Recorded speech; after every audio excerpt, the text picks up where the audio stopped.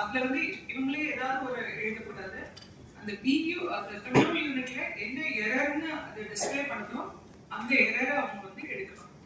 மூணாவது விஷயம் வந்து அந்த unique ID of the new sets replaced. இவங்க எக்ஸாக்ட்லி சொன்ன மாதிரி மார்க் ஹோல் பண்ணும் போதுல உங்களுக்கு ஏதாவது ஒரு மெஷின்ஸ்ல ப்ராப்ளம் வந்ததுன்னா அந்த ஒரு பர்டிகுலர் மெஷினை நீங்க மாத்தலாம். பியூஓ சிஓ விவிபேட்டோ மாத்தலாம்.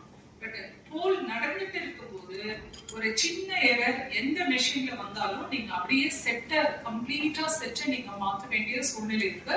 சோ அதனால இந்த இடத்துல நீங்க வந்து 3 யூனிட்ஸ் நம்பரையும் எழுதணும் அப்படிங்கறத 3ஐயும் இம்பார்ட்டன்ட் மார்க்கிங் பண்ணி வச்சுக்கோங்க.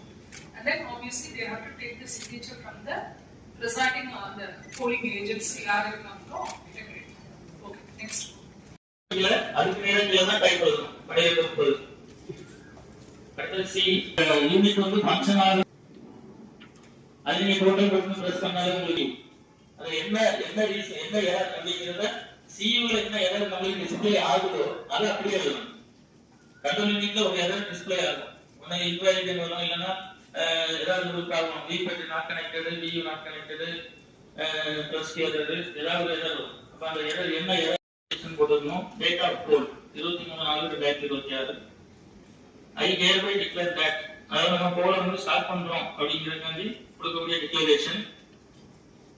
அது வந்து நம்ம of the voting machine and obtain the parameters of such of the candidates or polling agents as are present and desirous of affixing their signature. That I have affixed my signature on the modified and the election duty certificates. Marked copy of electoral roll நம்ம EDC and ballot postal ballot